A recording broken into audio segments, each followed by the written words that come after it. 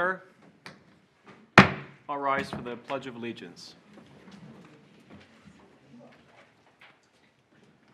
I pledge allegiance to the flag of the United States of America and to the republic for which it stands, one nation, under God, indivisible, with liberty and justice for all.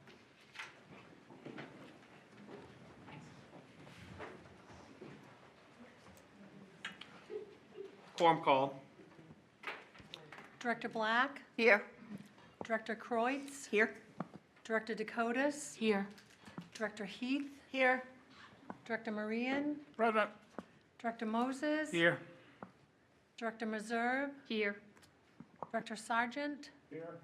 Director Silvestri, Here. Director Welch, Here. Chairman Carlo, Present. Mr. Nobile, Here. Ms. Hall. Here. You have 11 members present and none excused. 11 directors present and no directors absent. A quorum is present. Director Welch. Move that we accept the agenda. Director Welch moves to accept the agenda. Is there a second? Director Sargent, the pending question is acceptance of the agenda. Is the board ready for the question? All those in favor? All those opposed? 11 directors voting in the affirmative and none in the negative. Motion prevails and the agenda is accepted. Director Welch. Any public comment? Oh, no, sorry. Reading and approval of the minutes. Director Welch moves to accept the minutes. Is there a second? Director Sargent, pending question is acceptance of the minutes. Is the board ready for the question? All those in favor? All those opposed? 11 directors voting in the affirmative and none in the negative. Motion prevails and the minutes are approved. Chair inquires if there are any members of the public who wish to address the board. Seeing none, item 7, consent calendar. Director Welch. I move that we accept the consent calendar. Director Welch moves to accept the consent calendar. Is there a second? Director Black, pending question is acceptance of the consent calendar. Is the board ready for the question? All those in favor? All those opposed? 11 directors voting in the affirmative and none in the negative. Motion prevails and the consent calendar is approved. Item 8, report from the chairman. Chair advises that the district budget meeting will be conducted on May 15th at 6 o'clock in the evening at Bonnie Eagle High School. We encourage all registered voters in towns in the district to come to the budget meeting and vote on the school budget. And the chair also advises members that the Bonnie Eagle High School graduation will be held on June 6th at 6 o'clock in the evening at the Cross Insurance Arena. Are there any questions regarding my report? Seeing none, report from the superintendent. Good evening. Tonight I would like to just report that on April 10th, the Bonnie Eagle High School will host their annual Future Options Fair. This has become an annual event. This year will feature representatives from 50 colleges, military branches, trade schools, as well as guest speakers and the Maine Credit Union League. Students will have the opportunity to engage in conversations with the various representatives and bring questions for the guest speakers that are selected in advance. It's a great event, and the team at the high school puts a lot of work into this, and I look forward to attending myself. So that is coming up this week. I have one professional retirement to report. Lisa Grant McGlone, special ed teacher, will be retiring from her position at the end of the 24-25 school year. Lisa has worked for the district for a number of years, and I wish her well in her retirement. And the area that she teaches in self-contained special ed is a very challenging job, and one that she's done very well over the years, and one that will be hard to replace, actually. So congratulations to Lisa. A couple of field trips to report on, inform you on. Bonnie Eagle High School music students will be traveling to the University of Maine at Orono May 14th through May 17th. Students will rehearse on Thursday, Friday, and Saturday and perform a concert on Saturday afternoon and evening. And then Bonnie Eagle High School students who are taking the Siege elective class will be traveling to the USS Albacore Park Museum in Portsmouth, New Hampshire on June 2nd. Siege is a STEM class where students learn the history behind certain eras of warfare and the science behind the technology, then build siege technologies and industrial arts. Students are currently learning about submarine history and technology. That concept is pretty incredible, and have either of you happened the chance to take Siege. I'd heard of it before, but it's fascinating to me, and it sounds like a lot of fun, actually.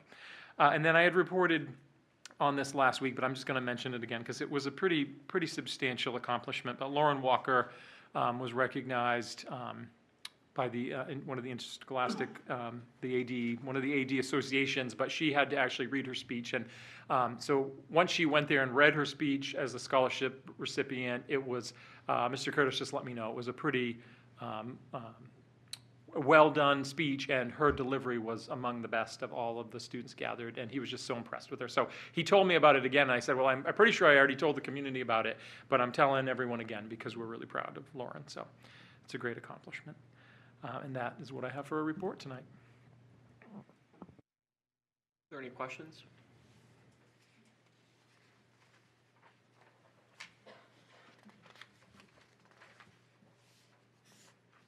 Chair recognizes the student members. All right. Project Graduation is holding its annual Cornhole Tournament fundraiser. Feel free to come support this year's graduating class at XL Sports in Saco on April 17th, starting from 7:30 p.m. Join the Bonnie Eagle Drama Club for Dancing with the Scots, a fun play on Dancing with the Stars will feature duos of students and staff competing to take home the trophy and grand prize of $200 and a relaxing spa day. This Friday, April 11th at 7 p.m., tickets will be sold at the door for the Class of 2027 Community Dinner with local magician Norman Magic. Reservations will be required in advance. At Hollis Elementary, congratulations to Mrs. Balian, Mrs. Levine, and the many students who have committed countless hours to this year's drama club production of Matilda. This school performance was very well received by students and staff alike. The first night of spring conferences will be held April 3rd, and the second night is planned for this Tuesday. The district art show is coming up April 14th through 16th, and many elementary schools will bus students to the art show at the middle school to see displays, some of which may belong to their own students. The show will be open to the public on the 14th and 15th at 5 p.m. At Georgie Jack, the drama club performed Willy Wonka to both Georgie Jack and Edna Libby schools on Friday. Congratulations on a great show. The cast worked hard and did a fantastic job. Georgie Jack had a successful week of parent-teacher conferences on March 31st and April 1st. Thank you to the PTO for providing dinner to the hardworking teachers. All right, at HB Emory, the outdoor education program continues to be a big success. On March 11th, 4th and 5th graders used Nordic skis and learned to identify animal tracks. This opportunity was funded by the Oakhurst Kindness Goodness Mainness Grant, from which we received $500. HB Emory celebrated the end of the second trimester with an assembly recognizing attendance, achievement, citizenship, and positivity project traits. Student Council also organized a winter field day afterwards, which was a hit with the students. Parent-teacher conferences were held March 25th and 27th. Thank you to the PTO for providing dinner to our hardworking staff. Finally, Steep Falls teachers and families had a great week at parent-teacher conferences. 5th graders will be going to the Gulf of Maine Research Institute on April 11th. On April 14th, all Steep Falls students will be going to St. Joe's to participate in a Fitter Than Steep Falls student, where they will have opportunities to participate in lots of physical fitness challenges and activities. And that will be it. Superintendent. And I just wanted to comment on the drama performances. Lori and I both were able to attend those, and it's a great thing to see kids getting engaged in the arts at those younger ages, and the two schools and the different directions they went with the productions, and they were both amazing. The principal and me got stressed at the Hollis production because it was near the end of the day, and I was like, how are they going to get on the bus? But they figured it out. They took care of it. And then at Georgie Jack, they were running into lunch, and those were the logistical things. But the kids were amazing, and I have to just say those were great performances. Thank you for that report. Are there any further questions? All right, seeing none, Item 11, reports from committees.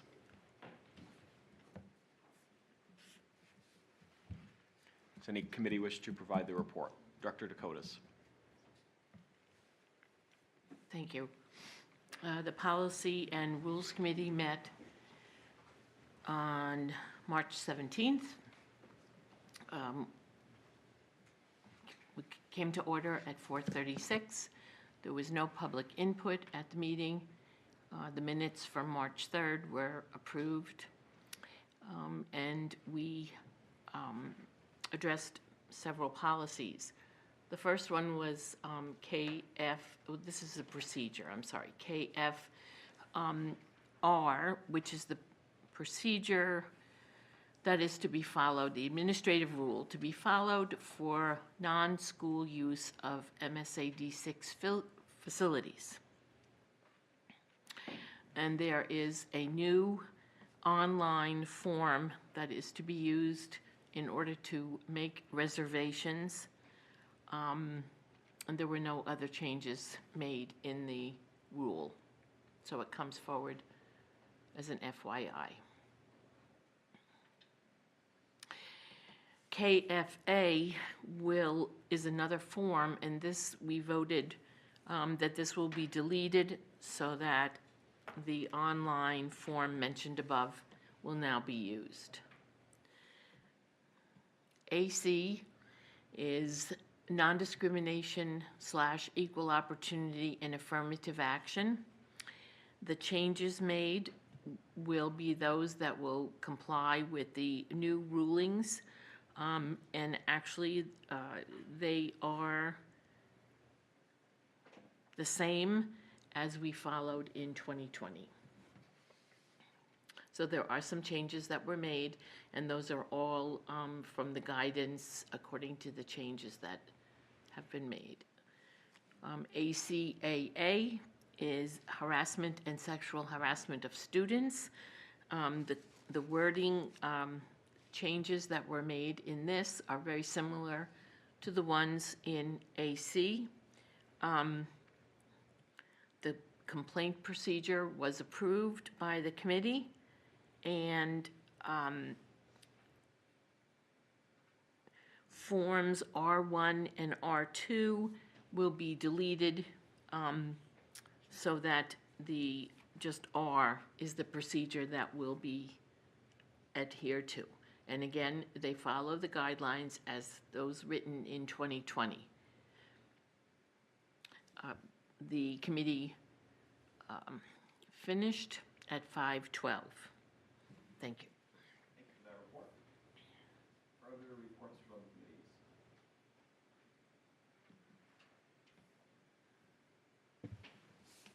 Seeing none.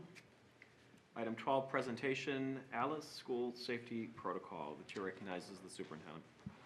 Yes, I would like to introduce our Assistant Superintendent, Lori Napolitano, and then Selena Levitt, High School Assistant Principal. We have been putting considerable effort this year into getting everyone trained and on board with the ALICE model for school safety, and they're going to talk to you more about what that is. And we want the board to be also aware of it, and then the next step will be to engage parents and students more thoroughly than we have. Thank you. Oh, is this on? Is it on? Okay. I just want to talk a little bit about why we moved to ALICE. We have an emergency planning committee here, an emergency planning team here in the district that meets every month, and we've been working for a couple of years to update our emergency plans and update our training. And we have had lengthy discussions last year, and we decided, I think Clay has shared with you a couple of times, that we moved to the ALICE strategies for when we respond to an active threat in the building. And why, and I think I wanted to, it's funny, I never thought, if you'd asked me, my career, that I would have, that I'd be able to add to my resume, school safety specialist certification and behavioral threat assessment certification, and now ALICE instructor certification, but it's just the way, this is the times that we live in. And I think Selena also certified ALICE instructor. We have 7 staff that have been trained to be instructors. Charlotte's sitting behind me. She's on our emergency planning team and is one of our CSTAG people as well. And I think that our district has really made a commitment to safety, and this is one piece that we've added this year. So we trained all of the staff at our opening day with an introduction to Alice, a 1-hour introduction training. And then over the course of the year, we have been slowly pecking away at doing a little bit more hands-on, a little deeper training in each school and department. So this is an ongoing thing, right? Just like you prepare for fires and you prepare for other emergencies, you review these things yearly and you're constantly updating and improving. So it's not like, oh, everyone's trained, check, check, and we're done. But we're at the phase now where we have enough critical mass of staff trained that we feel like it's time to kind of roll this out to the public. So we wanted to bring it to you guys first. And then, because our plan is that next Wednesday, the 16th, we will have a virtual parent webinar, parent training, where we'll roll out the program to parents and the community so that they can get to know a little bit more about Alice, because as time goes on, we'll start incorporating some of these strategies into our drills and involve students. So we want to want to make sure everybody's well informed. The why Alice, and as opposed to the traditional lockdown, and I think one of the best examples and pieces of data that was used in our instructor training was the Virginia Tech University shooting, which was a very deadly shooting, and how that happened. And they actually have some data there to show like what strategies worked and what didn't in this hallway where this gunman went up and down. And I'm going to give you the shortened version. There's a long script to follow to go through all the things that happened. But I think this one really drives home why our current strategies for lockdown might not be the most effective in a true violent attack. And so at Virginia Tech, there was a lone gunman, a student, and he comes into this hallway in this building, and classes are going on. And so you can see all the 3 classrooms on each side of the hallway and the stairwells. And he goes up and down the hallway and he starts opening doors and shooting people. And and so what they found was in the room where the door was open and he was able to get in and shoot people, the rooms where he went in, where people just sort of got down, duck and cover, play dead, hide in the corner, or where he was able to get in because it was a passive entry, most of the people were shot and died or were injured. And in the rooms where there was a high level of survival, were in those rooms where people were more proactive and not passive in their response when they hear gunshots in the hallway. So if you look, for example, room 211, I think he went back to that room 3 times. That room, the door was open, so he kept going in. He kept going back to that room. He would go down a hallway and open a door, and if he couldn't get in, he would move on and then go to another room. And so, for example, in this during this shooting, you can see in room 204 was a mechanics class, and the professor, who happened to be an Auschwitz survivor, he had his students jumping from the 2nd floor window. And as a result, 14 of those students were not injured, only 3 were injured, and only 2 killed. I believe the professor was one of the people killed. In room 205, they were able to completely barricade the door before he got to it by piling stuff up, and he wasn't able to get in, so everybody survived. But in the other 3 rooms, where it was more passive, where people the door wasn't locked, people just kind of ran, hid, ducked under, duck and cover, the fatality rate was really high. So this is one of the studies that was used to determine what are the best strategies in a violent attack. So ALICE is an acronym, A for alert, L for lockdown, I for inform, thank you, C for counter, and E for evacuate. But you don't necessarily do them in any specific order, right? You're going to adapt the order of the order according to whatever that situation is. The things that are really different about ALICE from a traditional lockdown is that it isn't that you never lock down or that there isn't a time to barricade or to hide. But the idea is you're going to respond to the situation based on the information you have, and it lets the adult in the room, or the adults in the room, or the young adults in the room in a high school setting, make a decision about what's best and what is the best case scenario for them. So as opposed to everybody in the building duck and cover hide, this is more, okay, you're going to share more information about what's happening, and you're going to respond appropriately. So an old school lockdown training, we might say, hey, you know, there might just be a lockdown announcement, and everybody did their thing. Alice would be more about people having situational awareness, and anyone has the ability to sort of respond and call out that there's an emergency. And then you're going to give more detailed information about that emergency so that people can respond. So the first part of the training is really about situational awareness and idea of being aware of your surroundings and comprehending the meaning behind your perception, right? And so in the Alice training, there's a lot of time spent talking about being aware of your surroundings, looking at what's going on. If you hear, you're going to take in information using all of your senses, right? And so there's, people are in the classroom. You hear a noise out in the hallway. You hear a big ruckus. You hear something that sounds like gunshots. You're going to react accordingly, right? And taking in that information. So there's a lot of conversation teaching kids about situational awareness, being aware of their surroundings.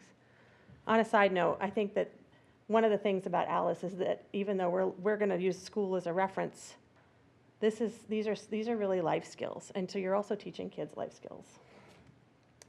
And even though it's extremely unlikely that there would be a violent attack in a school, you know, you're far more likely to be part of a violent attack in a retail space, at a business, right, at a Walmart or a restaurant or a bar, than you are in a school. And these are life skills that can transfer to any of those situations. So being aware of your surroundings, knowing something's going on, and then alerting people and sharing information. So for a student, that they hear something, they see something, something's off, training them to make sure that they're alerting people to that situation, and that alert may look like running and telling someone in the office, telling a teacher, but it also could mean shutting the door, teaching, you know, and telling the student, telling the teacher to make an announcement, getting on the cell phone, calling 911. And then it's about sharing accurate information with people as opposed to just a code word. Mm-hmm. So once an emergency has been reported to the office or been reported, someone's made an announcement over the loudspeaker. The idea is to share real-time information, not use code words, use plain language, right? And so in Alice, instead of getting on the announcements and saying lockdown, lockdown, lockdown, it's we have a male wearing a white t-shirt on the second floor in the west wing, and he's got a baseball bat and he's very angry. And so then people know where the emergency is and what's happening with as much information as you have, so people in the other places can react. It might be better to evacuate or do something different. But the person who's right outside that door, they may want to be barricading their door, right? And so it's really about using plain language. It's also about passing that information along, teaching kids to, you know, so that making sure someone in the room calls 911. Don't rely on that someone in the office is going to do it or someone else is going to do it. Using your PA system, using alert systems that you have. Some staff have radios, whatever that is. And then knowing that by providing all this information, people have options on how to react. I'm going to let Selena take over. Evacuation. All right. Evacuation. So we're putting it out that you make the best decision based on the information you have. And that's why hopefully someone is constantly updating the whole building as to what's happening. So if you know you're on the other side of the building and it feels better to evacuate and go to a safe rendezvous spot, like staff have that option. When leaving though, don't take anything, just take their go bag and proceed to the rally point. Can you tell me what the go bag Yep, every classroom, I think in all schools. Like we have a red bag ready to go, and they have binders with all their class lists, but it's just some emergency stuff is in the bag. Every, it varies from level to level, what's in the bag. And some schools have more stuff in the bag than others, but it sort of depends on. What kind of stuff? Medical, Oh, goodness, we have a long list. It's little Toilet things. paper? medical, A roll of toilet paper is in the bag. Yeah, like a Um, med kit stuff. A med kit Sure. stuff if you have people with medical needs. Yeah. There's, some of them have tourniquets in them, some of them have, they have gloves and Band-Aids. Water bottle. Tissues, or if you don't, or like she said, toilet paper, notepad and pen to make sure you have a way to write things down. Some teachers have some little snacks and a couple of bottles of water. Some of them have little flashlights, some of them have, but now I think we've decided that flashlights probably isn't necessary because most people have a phone. And the phone flashlights, Right. most people's go to, but there's different, so that we have a recommended go bag list, and then there are extra items that some schools have added. Foil blankets, oh, yeah. things like that. All right, and lockdown.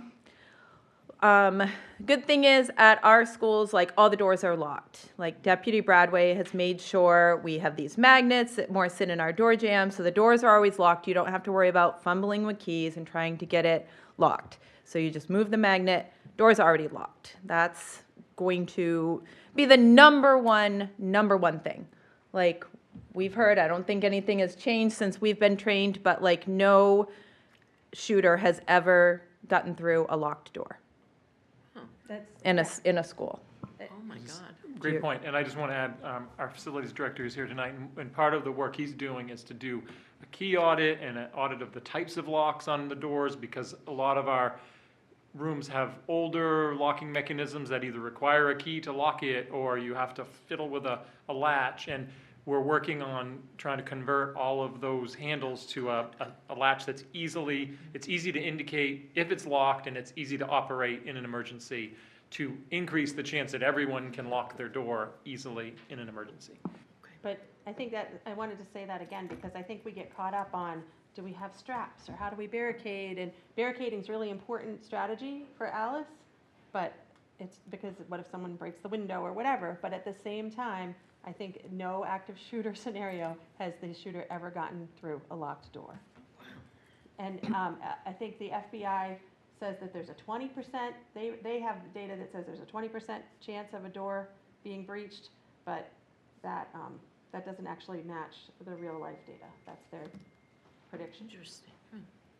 That, good to so it's know. not like the movies where shoot the lock off and Right. go right in. Right, they're just gonna look for whatever's easy. So when that doesn't work, they're gonna move on.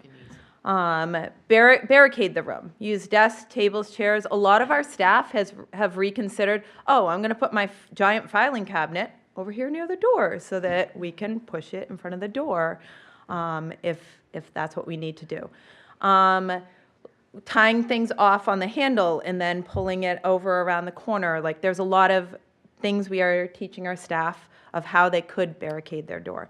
We do have doors that open in and out and like in buildings, so everyone has to be thoughtful about what rooms they are in and what they would do in that room. Another thing about lockdown, like if you are locking yourself in the room, it used to be go around the corner and like cower down and hide in a pile. It is definitely not that. It is spread out around the room. Be ready to throw something, distract, move around. Be ready to get up and run too. If we're all piled in a corner, you can't really move out very fast. Make sure someone has called 911, and that's once the door is under control. Counter. Now, counter is something we are teaching staff. Everyone has to be comfortable with what they do. We are never saying to anyone, like, you have to do anything. And then our adult size students would also be, like, shown the option of countering. One of the main thing about countering, though, doesn't necessarily mean physically attacking someone. It's screaming, it's throwing things, it's being in all different places, distracting someone so that they don't know what to do. There was a statistic in our instructor training, like that, there are a lot of statistics. I didn't bring the statistics today, but I'll share them with the 1 hour version of this. But there's a statistic about 1.5 seconds is how much time it takes someone's brain to reset after you've distracted them. So if somebody is firing and you are throwing a stapler at them or anything, it isn't so much about hitting them with something hard that knocks them out. It's just- about taking their focus off what they're doing, because that buys gives you them time. time. And so having everybody yelling and screaming and throwing stuff, if somebody does manage to get into the room, increases the survivability. Oh, Yes, It's heavy stuff. We agree. And then if there was an opportunity to control, it wouldn't be one person trying to hold them down. It would be all the adult-sized people, like taking arms and legs and making, if there was a weapon involved, getting that away, putting it like in a trash can and away, so that when responders are coming in, they are not confused as to who they are looking for. I think in the elementary grades, there's different strategies and different protocols that you teach, and obviously children, small children, elementary age children do not counter. As they at middle school age, some grades you may teach some counter strategies like distract, move, the move around, make noise. But at the elementary level, a lot of school districts for the C and Alice use community. You do the word communicate instead of counter. With the small kids, because in those situations, those are the teacher, that's teacher led, and students littles aren't doing that. I have a video. There's lots of videos out there. You could spend all night watching different Alice videos if you want to. There's tons of them on YouTube. This is the one we showed in August to the staff, and I'm going to only show 5 minutes of it, but it's a good way to bring all the pieces together. Is that too loud?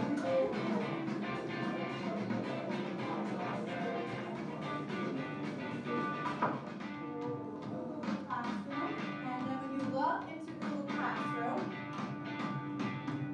you will find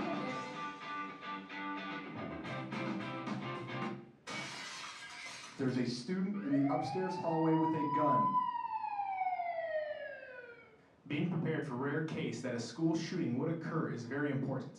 In 2007, students were directed to hide under desks in the case that a lockdown would take place. However, following numerous school shooting incidents across the country, the U.S. Department of Education researched the issue and, according to their findings, have changed those rules.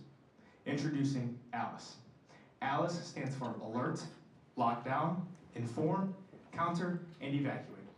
Following the procedures of ALICE will help to reduce the number of deaths and keep more students, faculty, and visitors safe.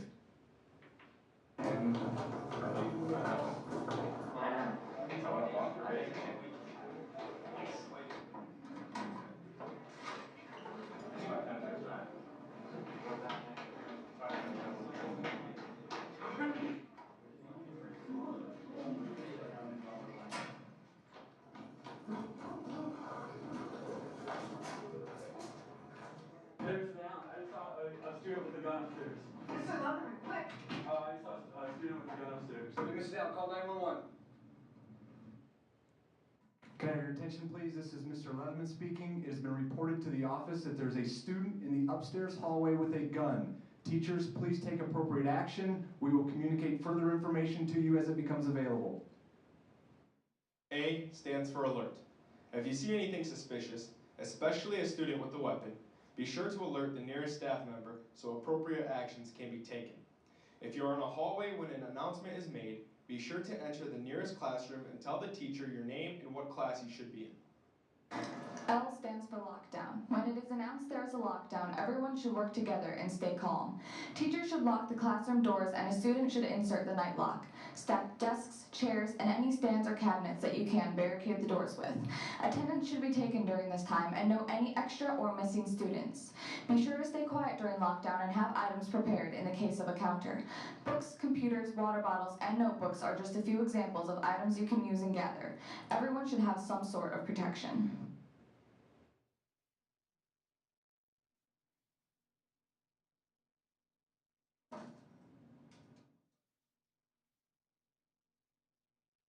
Mr. Myers, the threat is out of your immediate area. You are clear to evacuate now. Get your students out. You are in charge. I stands for inform. As information is sent to the office, calls will be made to individual classrooms with information as to evacuate or stay put. If a call directs you to leave the classroom, find the nearest exit and take that way out. If at any point in the classroom or out you notice something, alert your teacher at once. In other words, act upon the information you have been given.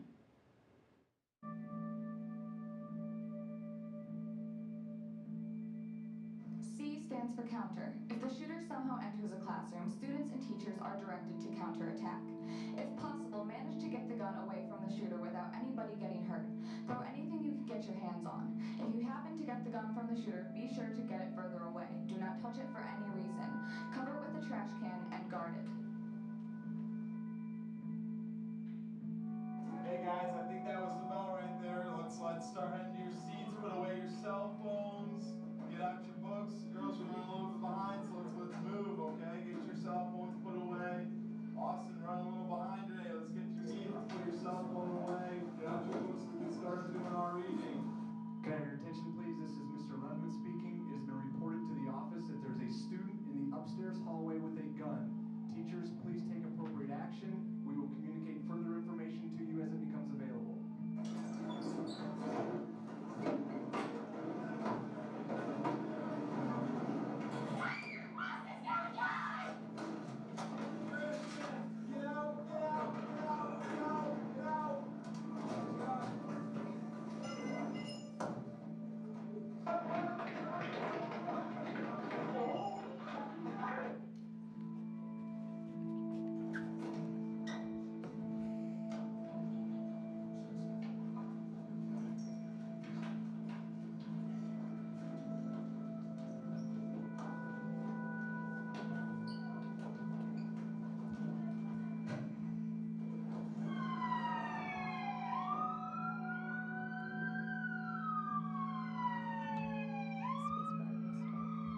Yeah. There's, the last part is just sort of police going in and talking about it afterwards.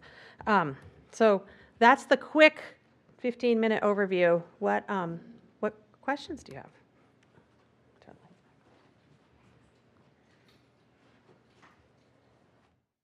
Who's responsible for taking the go bag? Usually the classroom teacher. So it's not assigned to any one particular student. Doors and windows, windows and doors. Process, procedure? Are those windows in the high school, are they covered? Is there a cover for them? There's shades, we definitely make sure there's shades in every room so they can close the window and cover. Some windows are egress windows and some aren't, right? I think that, I'm not quite sure, but yeah, the idea would be to cover windows, make it harder for someone to see what's going on. But the thing about the actual statistics around active shooter scenarios is that idea that there's someone on the outside looking to shoot in is actually pretty rare. It's usually a known entity who knows the school and who's coming in. So, yeah. Specifically to classroom doors. Oh, the little windows and the doors. Yes, we have covers on those. Yes, or teachers have a way to cover them. So teachers would cover them in the instance of a shooter, as opposed to them being covered all the time. Correct, but it depends. And I think. Some of ours have There blind were shades. specific purpose shades purchased I think that's what Carl is saying back there, and Selena, if you remember. If you want to come up and add to this, Carl, to the I think, podium. I'm not sure where, I didn't know if they were installed in I every mean, building yet, that's why. Yeah, I I'm wasn't not sure about all the buildings, but high school, definitely, there are shades that cover And everything. During the class day, the actual shades have to stay open by law. Yeah. It's a Department of Labor regulation that people must be able to see in as you're walking around. Only in the case of an emergency are those windows supposed to be covered. And that's why we went down this road as a recommendation, I think, from Rich Bradway, that we should have ones that operate smoothly, not count on dragging a poster. And so they are easily pulled down and fixed in place so that they can be used appropriately and left open when not needed. And Charlotte is nodding that I think most elementary schools have also. I don't know about most, but Steve Falls and HPE, we budgeted last year, all of Steve Falls and HPE. We're working on it in places where they didn't have it already. I feel like that is in place everywhere. Where is I'm thinking of the high school, but Charlotte can answer as well. Where are the egress areas? Where are the rendezvous Like, areas? Local businesses, so, I Depends on mean, the middle school. school, high school, we have lots of room on our campus. But yeah, different schools, they've reached out to local businesses close by. There's different rally points depending on the, right, so there's already off-site evacuation spots that are designated that if people have to walk to an off-site spot. But a school might have 2 or 3 different rally points, because if people are scattering, running out in all directions, there might be more than one meeting place if it's a large building. So those are individual building decisions that are made by their school emergency teams, right? And then, but the idea is. Those places are currently in play.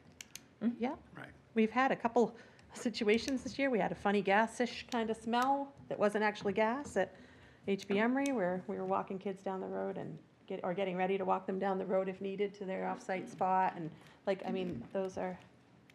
is there. How often do the students, are they told about these procedures? They're not told? Yeah, this is our first year, and we're getting to the point where the staff in all the buildings are trained, like all staff. And we're ready to introduce this to the parents next week. And so then we'll start with students. And so we'll start rolling it out to high school students and then work our way down as we get more comfortable. Neighboring districts that have been doing Alice for a while, it took 2 or 3 years before all their buildings really had a good place. I think all of our staff have had an introduction and are aware of what Alice is and that they now have more options. Yeah. But as far as practicing and drills and tabletop scenarios, that takes time, so.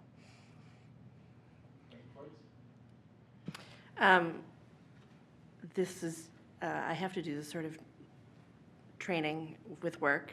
This was just as awful watching it here as it is at work. That's all I can do to not start crying over here. So what do these drills look like to prevent stress and, trauma? I mean, trauma is kind of an extreme word, but, it's very upsetting just watching this, and I'm just sitting here. I don't have to actually practice it. What do these drills look like, and how are we making sure that we are protecting our students and our staff to balance the necessity to be prepared from making school feel like it's an unsafe place?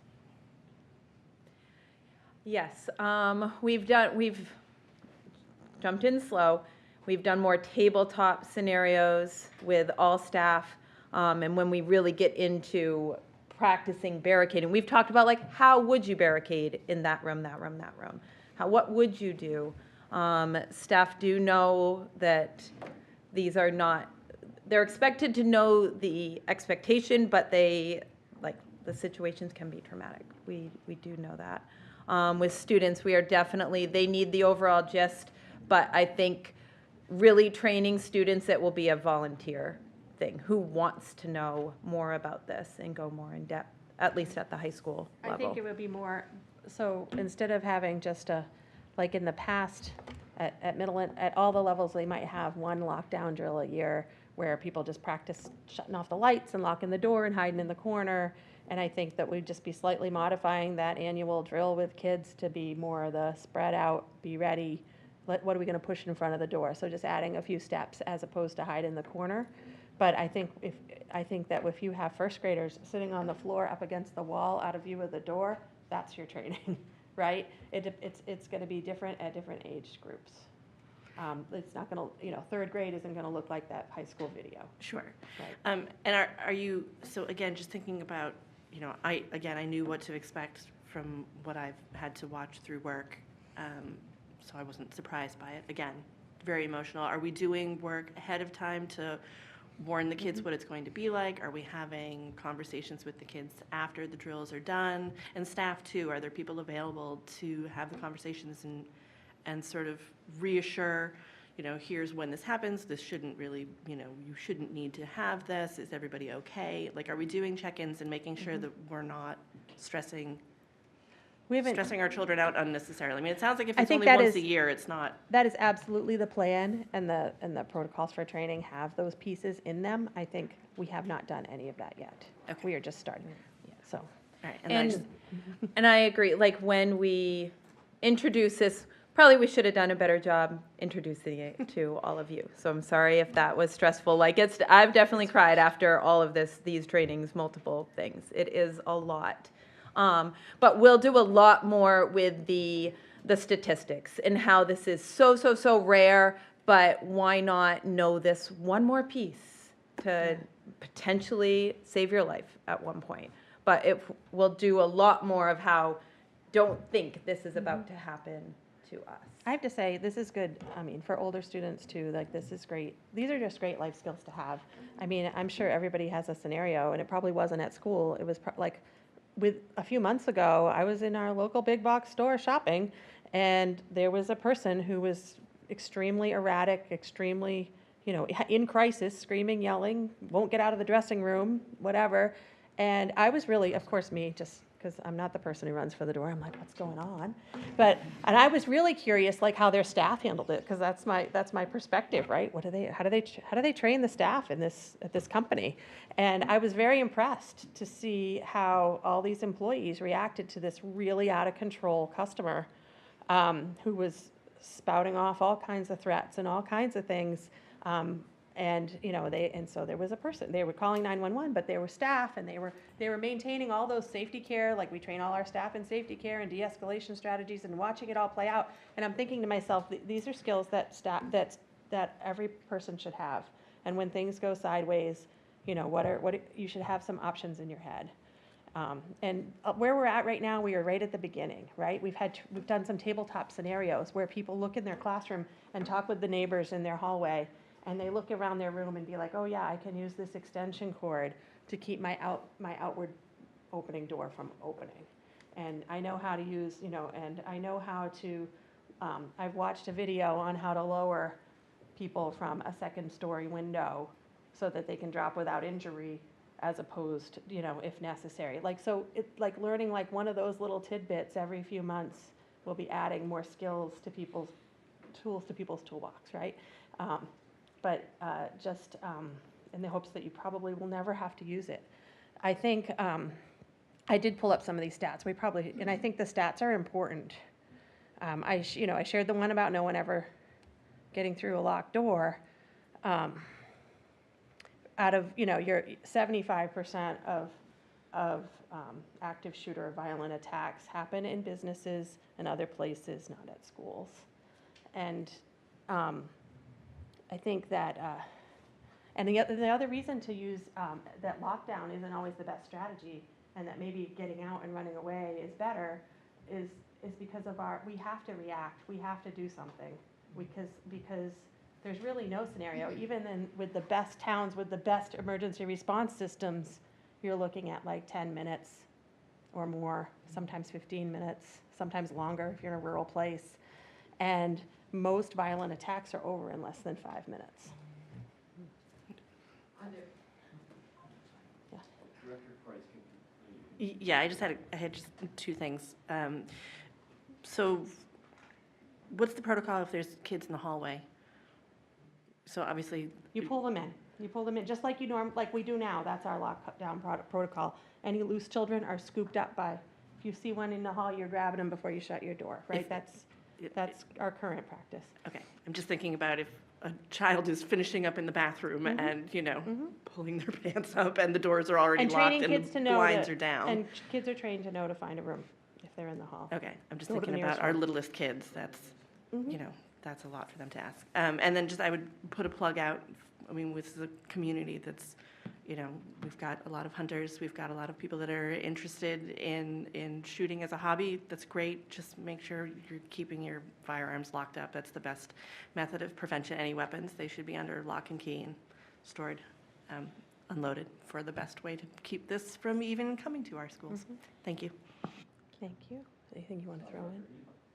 No, they got a bunch more. Thanks. I'm just wondering, as you're getting started, are there specific buildings, specific needs that you're seeing facilities-wise that you're going to need to up this? I'm thinking about like intercom systems, things like that. Does that exist? Are there cameras? Like, what do you have? Actually, I have What do to you need? give a shout out. Like, our emergency planning team spends a lot of time on that. And over the last couple of years, we have addressed a lot of issues. And there's still more to address. It's sort of an ongoing thing. Well, I'd also want to add that, and I'm looking at Carl and Dawn to make sure I'm not Yep. misspeaking, but I think we made a decision when we built our needs list that some of those one-time safety-related items are being paid for out of the capital reserve for facilities, including intercom systems, which was a big need. We had schools that had aging intercom systems that were sporadically working, so we're going to go through and fix all those. One of the schools has a doorway that is not really safe. It's just starting to have maintenance issues, and that's going to get replaced. So what you're suggesting, we're going a long way to taking care of some of those things this year through the capital reserve funds. Alarms on exterior doors at the high school has been a huge upgrade in the last couple of years. We definitely, a lot of locks have been fixed all around the district, I think. And we have vestibule issues.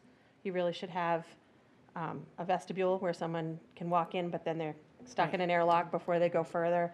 And some buildings don't have those airlocks. You walk in, you have free reign.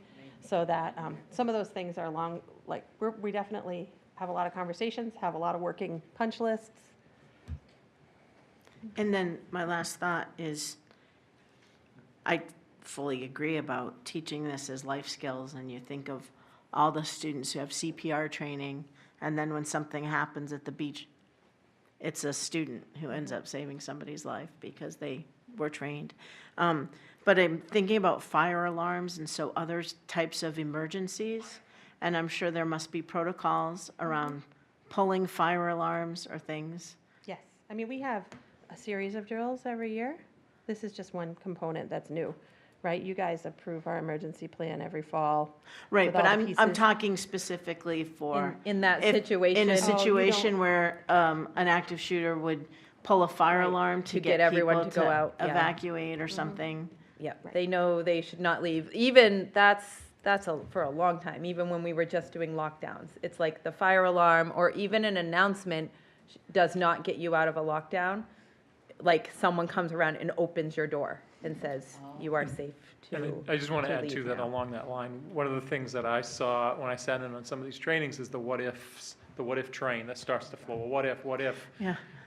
And we can't anticipate every what if, and that's why the crux of this approach is you make the decisions based on the information you have available in front of you.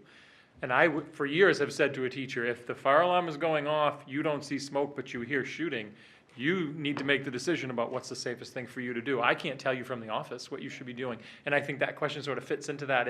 It's to empower the teacher. One of the things in that video I heard I think presumably the administrator say is, you're in charge now, right? Said that to the teacher to remind them, you're empowered to make a decision. And that's one of the problems with the old system is it was sort of central decision-making from someone who didn't have all the information, so.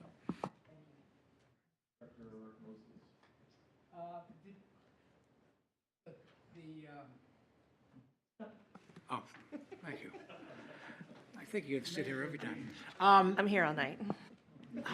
What is the rate now or going to be relative to lockdown training or response to a violent individual in the building? Did I hear you say, I mean, like you said, historically, it's like once a year you do a lockdown drill.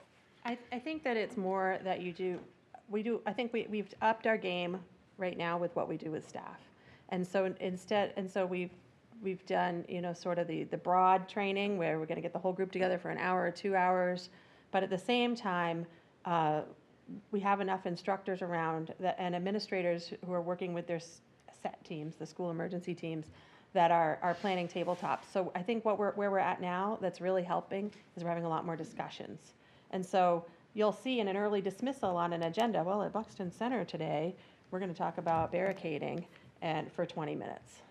But Or I'm we're going to looking have a at- rotation people go through. And looking So, at the video, yeah. I mean, when we think about fire drills, Yep. which we've all experienced for the last couple hundred years, state requires, I think, one a month, a fire It's drills. a certain number a year, and it's different elementary versus high. Well, at the high I'm going to schools- make it up, but I bet Carl knows off the top of his head. It's 6 and I'm sorry, in New 8. Hampshire, it's 10 drills.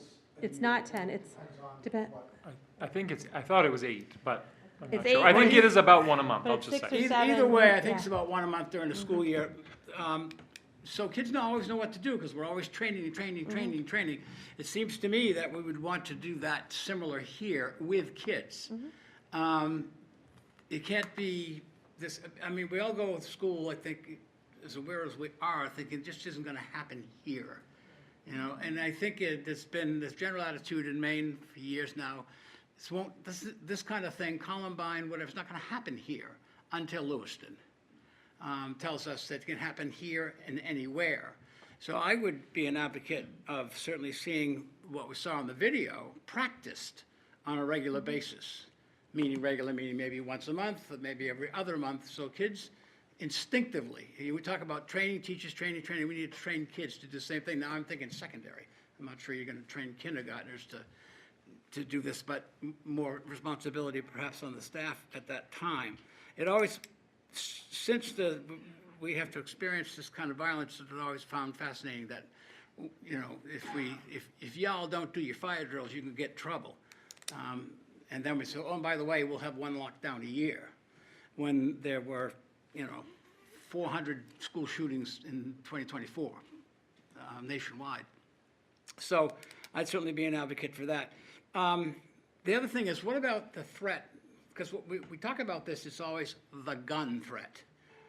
There are other threats. So Right. when you have to respond to that, when a kid comes down and says, someone's up in the hallway threatening to kill another student with, a Bowie knife. I mean, I would presume that threat level would be elevated to this. It depends. Yeah, I think that most of the time, a student up and down the hall screaming and yelling is probably more of a hold in place. Or, we have a student discipline situation in whatever hallway, so people know what's going on. But I don't think you're running out of the building every time you have a kid screaming and yelling who's having a bad day. No, that's what I'm saying. But You have I to think, so I think. evaluate the threat. You evaluate the threat, exactly. And I think the staff, we do. I think those low-level things, they're not uncommon, right? We have hold-in places for medical emergencies, hold-in place for, we have alert, we have another kind of response that's called alert, which is when law enforcement tells us there's something going on in the community, and we just want to be on a more alert, or we hear there's hoax threats going around other districts or around other states, we get notified of those, we're going to be on alert, we're going to check our doors a little more, we're going to remind people to be more alert and pay attention. Maybe we do indoor recess if it's something nearby, right? So I think you're right, like we have a whole series of responses to different scenarios. Tonight's presentation is literally just about the active intruder, active violent intruder, and that's when Alice comes into play. Yeah, I hear you and agree with the response being appropriate to whatever the issue is. But at the same time, we can't rule out adults who come into the building. That's probably our that is, as far, the armed gunman shooting up the school is less likely. But angry parent storming down the hall, I'm gonna go get my kid right now, or I'm gonna go talk to that teacher right now and you can't stop me, that is probably one that And does is the more front likely. office staff get this training? Absolutely, yeah. Okay. Everyone. 'Cause We did oftentimes- all 700 people got the 1-hour version at the beginning of the year. All schools have done at least another 2 hours, I think, so far, broken up or all at once. Because So sometimes we're front office working on it. staff is the first to come in contact with an angry parent who may be armed in Yeah. one way or another. Transportation has worked on what you do when someone's trying to get on your bus. My final question would be, any pushback from staff or anybody else on this, Alice?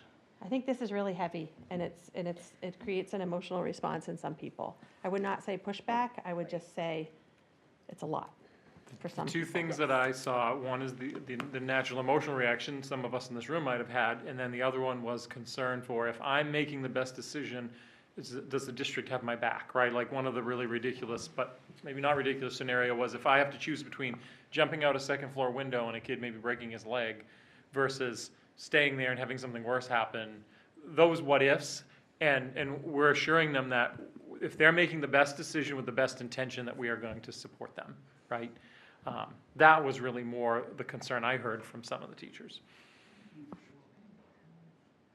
So I encourage you guys, we'll be sending out parent squares, and you'll get messages, and there's a link if you have time next Wednesday night and you want to listen in on the parent forum webinar, I don't know what to call it, parent presentation that we're doing virtually.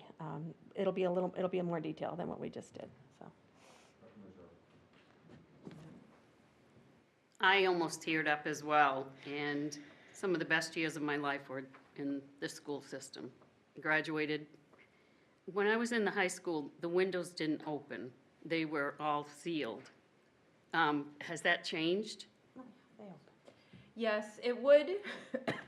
Some of them in the old tall tower, like, are only this wide and open out, but that's more the third floor. Like, second floor, they have big opening things, and the third floor can get down onto the roof, so we never have to do a 2-story drop if needed. And in an emergency, you would break a window. You would clear all the glass out and, That's one of the and training everything things, else. is how to break a Okay, window. thank you.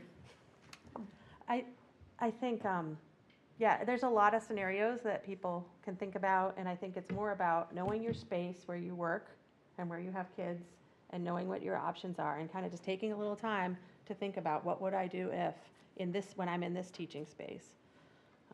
What would I do if I'm in cafeteria on lunch duty, right? Like, and just playing through those.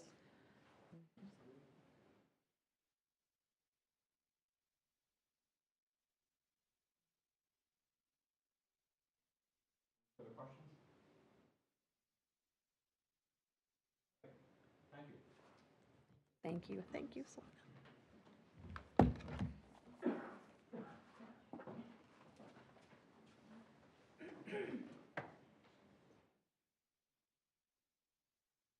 Chair directs members' attention to item 13, preliminary review of the 25-26 fiscal year proposed budget. Chair recognizes the superintendent. Good evening. I just have a couple of things I'd like to say before we get deep into this. One is, I struggled with how to describe this because this is really not what I would call the recommended budget, because I don't feel like I would recommend the budget you're going to see tonight, and we had this discussion at Finance and Facilities last week, so we've entitled it the initial proposal. It is not a finished work, despite what you might see on Facebook and screenshots that people are sharing. This does not involve a 7% increase, which no one has really supported from the beginning of these conversations. So this is, and Don will maybe get into more detail, but this is what we're calling a baseline. If we take everything that we had last year and paid for it, rolled it ahead and paid for it in the next year's dollars, this is what it would cost with minimal changes. I think there's only 1 or 2 things that we had included as additions, and it's a discussion point, because what I'm really hoping we get out of this evening is a very high view of where we're at with the budget. Finance and Facilities is going to have their second meeting with it this week, and I'm looking for direction from the board of what to bring back to you for the final recommendation from Dawn and I, through Finance and Facilities, to the full board, and then to the community. So I just wanted to kind of keep that in mind. We went through a pretty thorough process with BAC. I understand that some members of the Budget Advisory Committee were frustrated because we stopped engaging in conversations around specific line items and specific additions, because it was getting very detailed. And I started to feel uncomfortable at those meetings that these are conversations we should be having with the board. And not that that group of people doesn't have an interest and didn't have a lot to add, but we definitely heard their feelings about things like SROs and social workers and school-wide alert systems. But the recommendation that came out of BAC was frankly something that Dawn and I didn't feel like we could really fully support, because it was bordering on like a 6% increase. And you know, and I didn't want to discourage the group, and so that's in the binder, I believe, for you to review. But at the end of the day, I think we have to be responsive to the community. We're in an uncertain financial time right now, and a lot of people in their personal budgets are concerned about what's going to happen. And as a school system, we need to be responsive to that. So, so I guess, you know, where I'll just pause for now as we kind of get into this is we still have some work to do on this budget, and I think there is work that we can do to try to bring it down. But I want to make sure that the board and the community is aware that there is a cost to reducing the budget. There are some losses, some things that we won't be able to do, and that might be okay, but just understanding that these are intentional decisions and thoughtful decisions to do the best by our students, but also be responsive to our community's needs. So I think maybe with that, I'll kind of turn it over to Dawn to just kind of give an overview of the packet that you prepared for tonight. Yep, so as Clay said, the baseline budget is primarily a budget that takes into account the existing programs and services and then adds money for projected increases. Things like negotiated contracts, contracts that are still being negotiated, health insurance rates, which we didn't have at the time, trying to come up with the best case scenario that includes existing staff and existing programs and what that budget would look like. We presented all that at BAC, and then we also presented them with 3 scenarios, and they had come back with, like Clay said, baseline budget plus $250,000.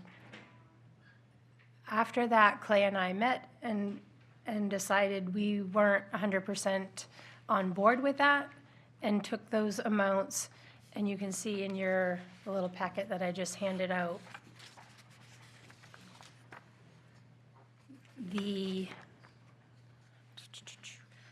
on page 7. So what we did is we took the baseline budget and then we added and subtracted some items to come up with our initial proposal. And like I said, those items are on page 7. Initially, we had an SRO adjustment. The Cumberland County contract that we have, we were short by $1,000, so we added $1,000 to cover Officer Bradway's salary. The SRO that we were proposing from the Buxton Police Department was going to cost $93,000. Dawn, can I just jump in real quick? And I know you're just being efficient, but I just want people to understand the total amount for these SROs is not just salary. It is for a cost of the cruiser, equipment, uniform costs, benefits. I don't want anyone to think that Officer Bradway he probably deserves to be paid more. But just to be clear that there's a lot of costs that go into those SRO pieces. One of the items that was on our supplemental list that we feel is important to have in this initial proposed budget is what we're calling the EEI project, and it's maintaining or doing renovations to Jack Memorial. Jack Memorial, whether we are awarded construction projects through the state or not, Jack Memorial is a building that we're going to be holding on to. And it has major issues right now with HVAC and a really old boiler, and it is the hub for all of our technology. So we have to do major renovations to that building just to be able to keep using it and keep it going for the long term. And the other thing we're going to do is lighting upgrades to Buxton Center, Bonnie Eagle High School, and Bonnie Eagle Middle School, which will fix a bunch of different issues. First of all, it should help us reduce our kilowatt hours, use of kilowatt hours, which should reduce our spending. But it's also, I don't know if any of you have walked through the schools, but a lot of teachers now, people just like their lighting differently. Some people might like it really bright, some people don't like it so bright, some people it causes headaches. And they have these like sheet things over their lights to try to keep it how they like it. These lights that we're putting in are going to be dimmable so that the teachers or whoever's in that room will have more control over how the lighting is. It's expected to cost between $2.5 and $2.8 million to renovate that and do the lighting upgrades. And through EEI, it's considered a long-term lease over 20 years, approximate 4.3% rate, but I'm going to shop around for that, which would mean payments of $210,000 a year over 20 years. So that $210,000 was put in the budget. We had to make an adjustment for professional credits, and that is things like teachers being recertified, and they have to go take college classes, and we didn't have enough money there based on prior years, so we had to put an increase in there. Facilities contingency, they had a number of $375,000 in there. I reduced it to $300,000, knowing that we are doing about $700,000 if you guys approve the capital, using of the capital improvement funds. We'll be using about $700,000 to take care of those projects. And we'll still have $2 million in our capital reserve fund. So if there's some sort of emergency, we'll have 300 in the contingency, but we'll also have that 2 million to fall back on, to come to you and ask you if we need to spend that money. And then there was a mechanic position that we've had in the budget for several years now that we haven't been able to fill it, and we don't think we need to fill it. First of all, we can't get anyone to take the job at the salary that we're offering. But looking at the ratios for school bus technicians to school buses, we're comfortable with the 3 that we have moving forward. So all of those items helped us come up with this initial proposed budget, which for the general fund was a 5% increase. The adult ed was a 2.1% increase. And the nutrition services was a 13.34% increase. And I just want to say, yes, that's a big dollar amount, but what I found when I was preparing the budgets is I don't think anyone had looked at what food service was actually spending. Food service is in its own little category where, yes, they have a budget, but they can go over their budget. And over the past years, they have been going over their budget, and they have revenue from the state where the kids don't have to pay for lunch anymore. So we're getting federal reimbursements, and then we're getting state reimbursements to cover all of that. And so even though our revenues and our expenses were higher than the budget, I wanted this to look how it actually should look. This is what I anticipate we're going to spend. So that's why the increase is so high. The grand total for all funds was a 5.29% increase. Unfortunately, what that relates to the assessment is a 5.8% increase. Because if you look, it's actually a almost 3.5 million increase year over year. And the only increase we had in state aid was approximately 1.5 million. So that's $2 million that has to be made up in tax assessments. So again, like Clay said, we presented this to Finance and Facilities. They were given these packets just like you. This kind of has all the detail of the non-labor. You're welcome to go through it and see, you know, everything's in there. We met with all the administrators, and they're the ones that provided us with this backup. But we realized that we still have to sharpen our pencil, and we have some ideas how to do that. And we will be presenting to the Finance and Facilities Committee on the 10th, Thursday night. And we'll have, this will be lower. And just to capture some of the conversation, and anyone from Finance and Facilities can feel free to jump in, but we had some really, I thought, good discussion there initially as they looked at this and unpacked it and asked questions, and some, for examples, right? Like, I want to represent that the budget advisory was made up of a group of people that I think had a similar mindset and are generally supportive of schools. Generally, our folks that have gone out and supported the budget each year, they had a perspective on the SRO that was very clear that most people on that committee felt it was unnecessary, didn't support it, and ideologically don't believe in it, right? Obviously, I have recommended it because I think it's needed. I've had some good conversations with the Buxton Police Chief about how it would be used. One of the sort of things that's been brought up is you don't seem to know how you're going to use it. Well, until we have the resource allocated, we haven't gotten that deep into the planning, but we have lots of ideas about how we would use it.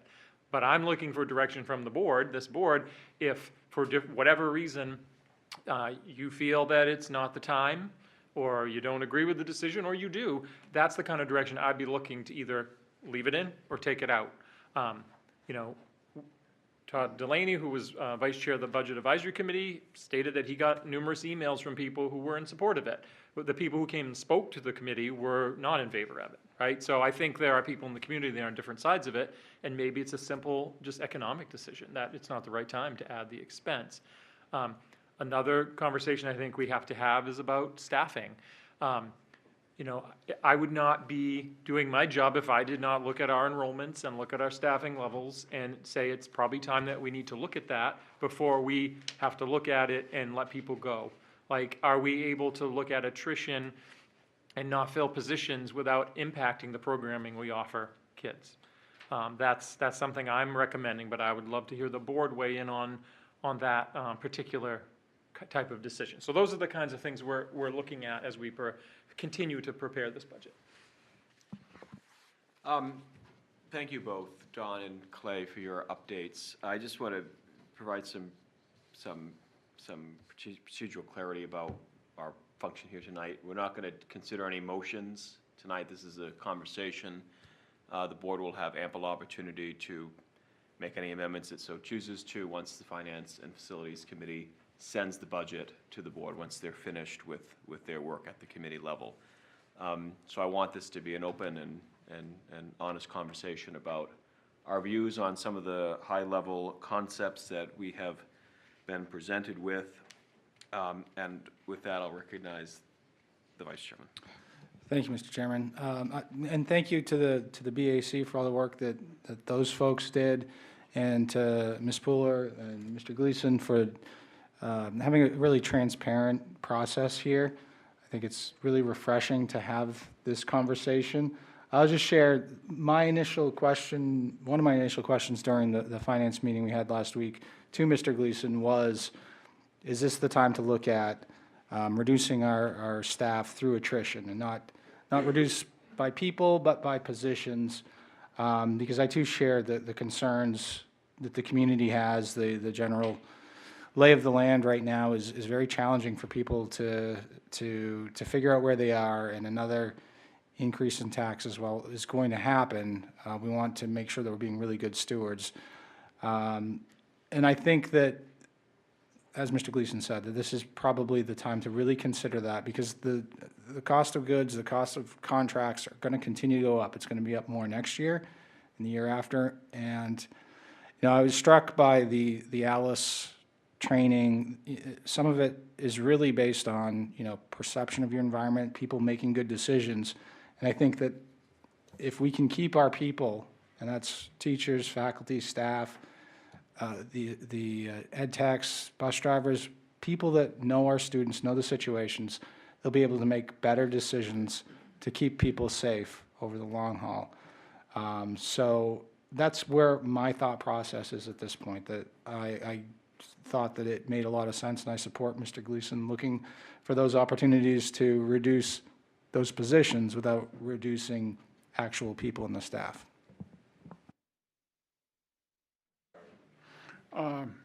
To echo Mr. Welch's comments, after the meeting we had last week, I'll give you our update for finance facilities now.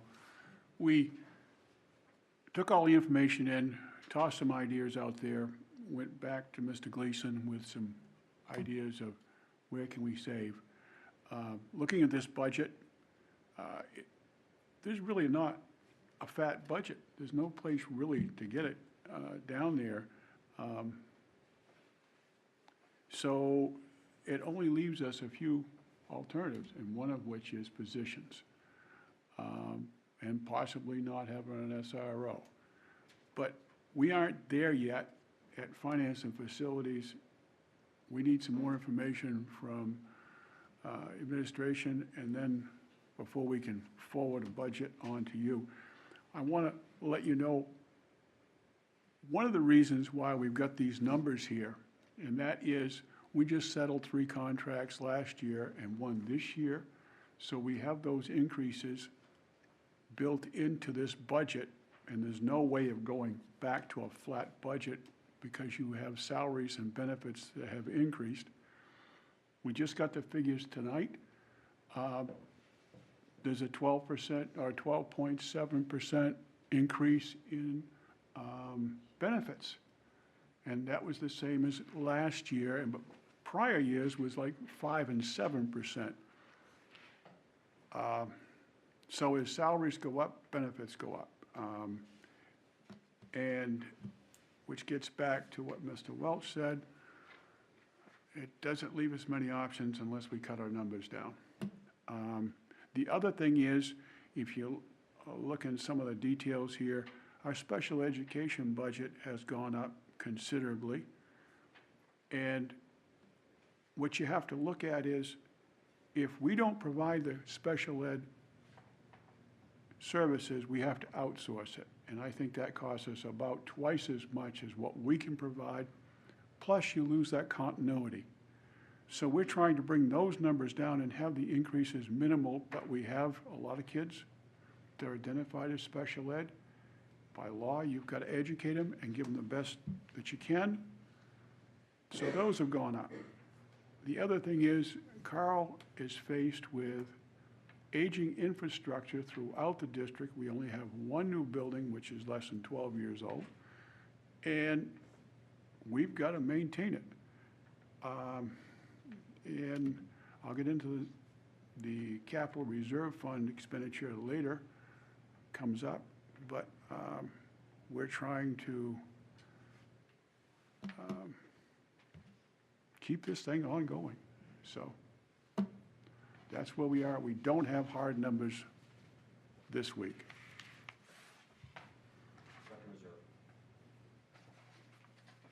The town that I live in, and I don't know about the other towns, there are so many housing projects going in that are being approved. There are roads that are all over the place that I've never heard of, and I just heard there's a big development going up near Bonnie Eagle Pond, which will be single-family housing. The other piece of this is, given the video we just watched, I think the resource officer is a good idea for comfort for our students and our teachers. The other thing, the benefits that are going up, I know some companies, if the spouse or significant other has access to their own insurance through their plan, they can take that versus being on our plan. Would that reduce our cost? You can get that through the insurance company. That's it.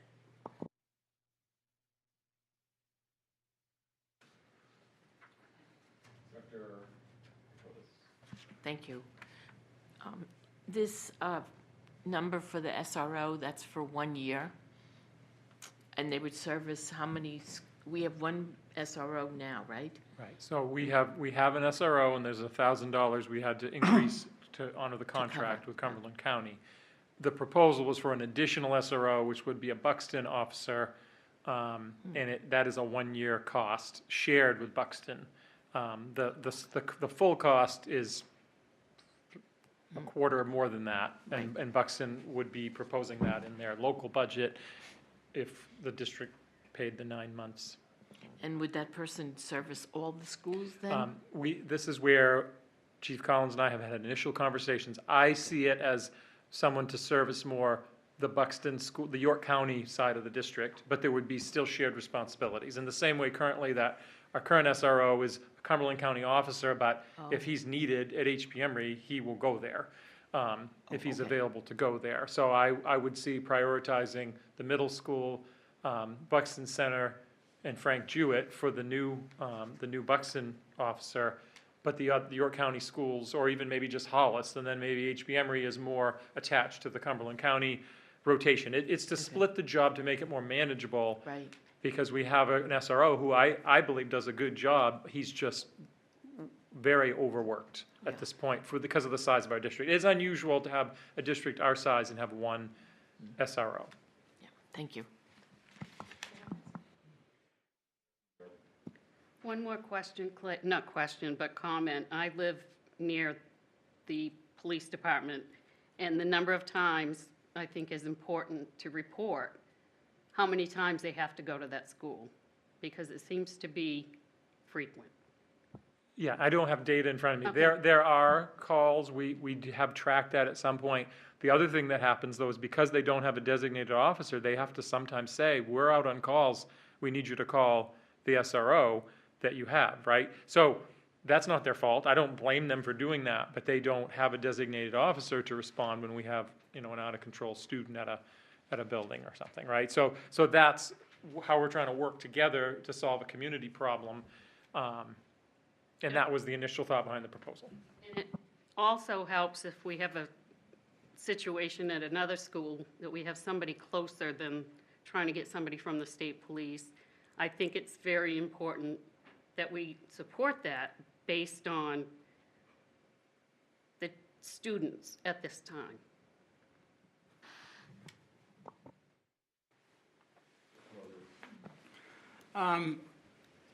Yeah, I'm not so sure. For me, I'd like to see the data on numbers of calls. When we're talking about, I guess it sounds like a full-time SRO primarily focused at Buxton Elementary School. I'd want to see the data that supports that. School and Buxton. In terms. And Frank Jewett, those are the three sites. Yeah. Well, these are elementary schools, and now you're looking to put a full-time officer there. I'd like to see the data that warrants that. Now, relative to size of district, I don't support this, but on the other hand, Portland doesn't have SROs at all when you talk about size of district. What they do have, of course, is a local police department that can respond quickly.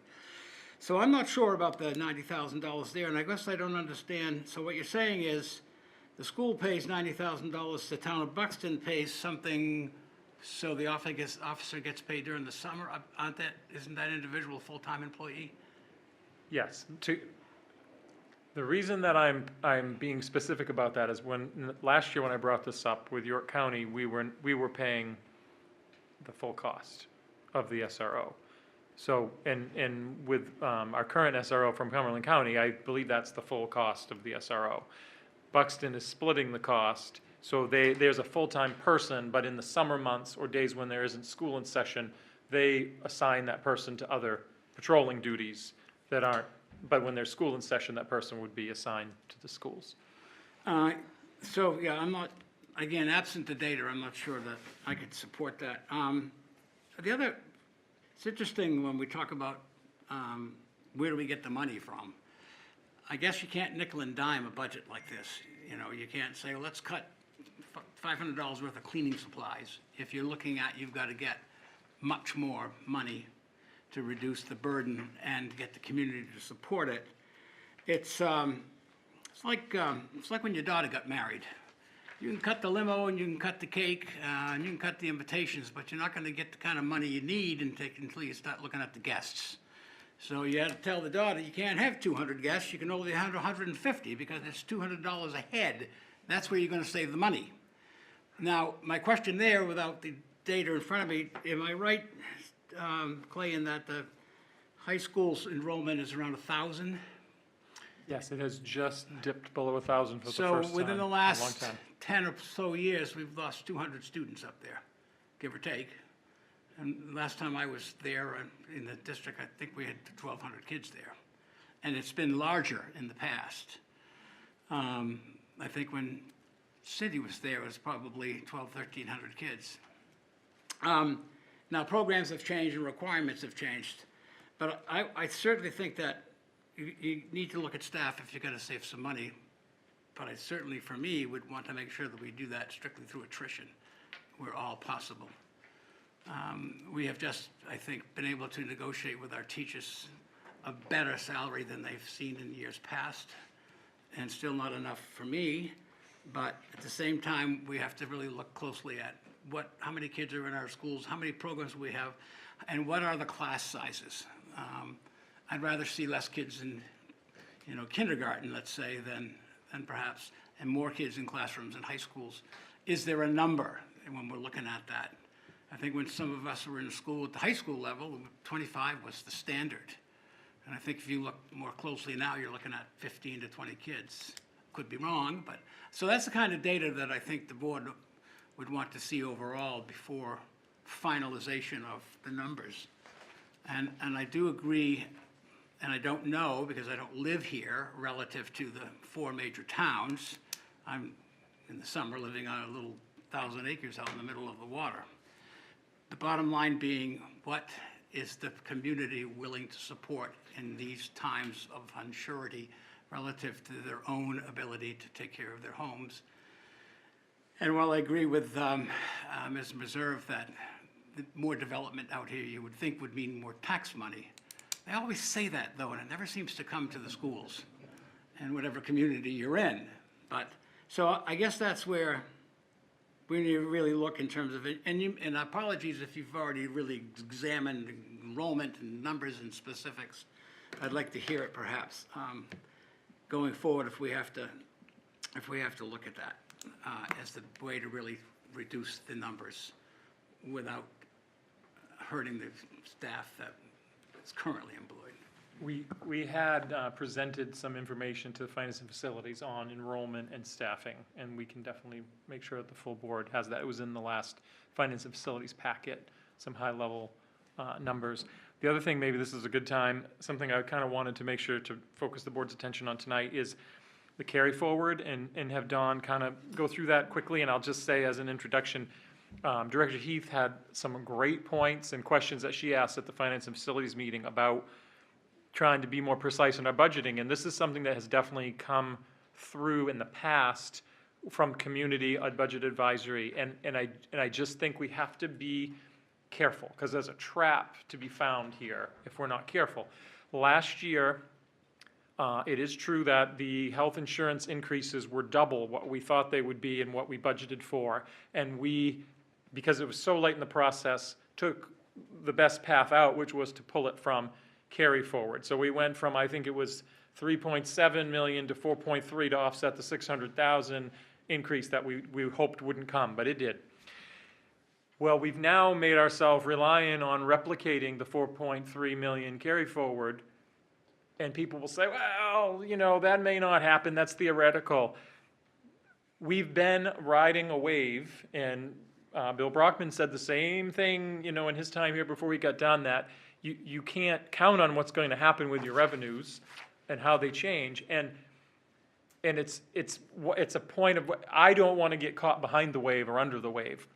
And we're at a point where if we can't replicate 4.3 every year for our carry forward, we're going to find ourselves being really hit with a tax burden. So I would like to find a way to bring that down responsibly, and maybe in some years in the future try to pull back on how much carry forward we use. But back to the precise budgeting, if you're budgeting so precisely there's less money left in your accounts, what is not increasing? Your carry forward. So now you're in this trap where you're relying on carry forward, you're doing precision budgeting, and those two things come to a collision point. So we absolutely are going to look at the budget again. Something I don't think I said to the full board is that Dawn personally has gone through this budget with every director and principal and looked at everything they've asked for, and I think Charlotte could attest to this, of how many questions were asked, and are you sure you need this, and is this the right amount? And it was all laid out, and that's what's in those binders, that you can either pay for parking or take home with you, either way. And as you look through those, that was what our managers, our directors, our principals have said are needed to run their schools. And I described it as squeezing a washcloth. We can wring that a little tighter, and I think we probably could find a little bit of money there, but I don't think it's the kind of money that is going to substantially change this budget, right? And then to the carry forward, there was discussion at BAC, do we take more from the fund balance? Do we do that? I'm terrified at the thought of taking more from the fund balance and the implications that might have in the future. So I don't know if you just want to, I'd kind of. Well, before we get into the fund balance, I just want to make sure that we're ready with the general fund, and I know that Director Kreutz. All right, okay. I provided a carry forward history on page 4 of what I just handed out. You can see that the first column is the actual fund balance over time. So most years it's increasing because our revenue is more than our expenses. Over the past 4 out of 5 years, we have added to our fund balance. 2024 was the first year in 5 years where we actually used 43,693 of our fund balance. So it was reduced a little bit. At the end of this year, I'm anticipating that this fund balance is going to be about $8.7 million, which means even though we budgeted $4,310,000, we're probably going to use about 2.5 of that fund balance. So at the end of 2025, if we have a fund balance of $8.7 million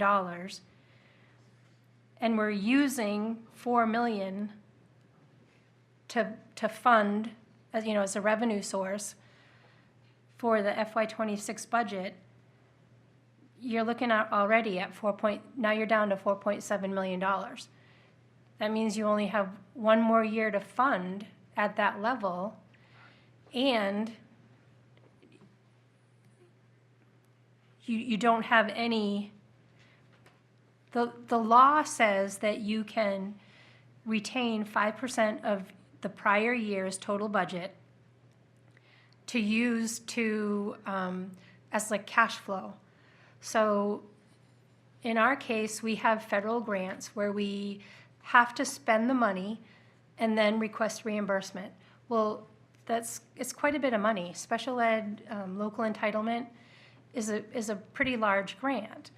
If we're putting those monies out the door and we're making payroll every 2 weeks and paying all of our bills, right now we have this fund balance which we use to cover all those cash flow issues.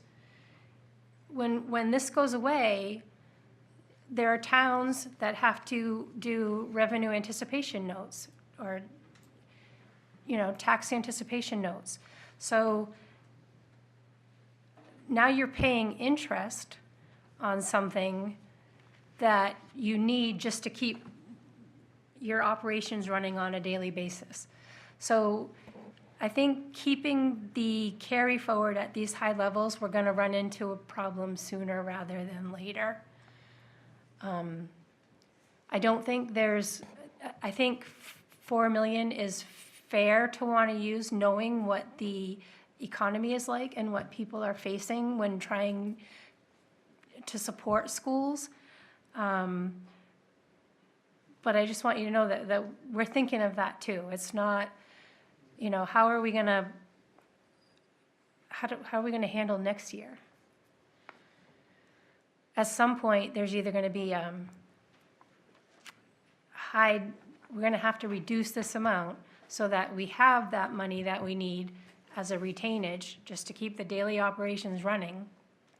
And we're not gonna have that big amount of money for tax mitigation.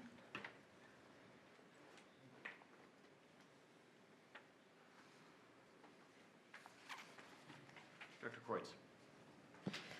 Thank you to everybody involved for putting this together. I know we've heard all of the complications of current climate and realities, so budgeting is stressful at best.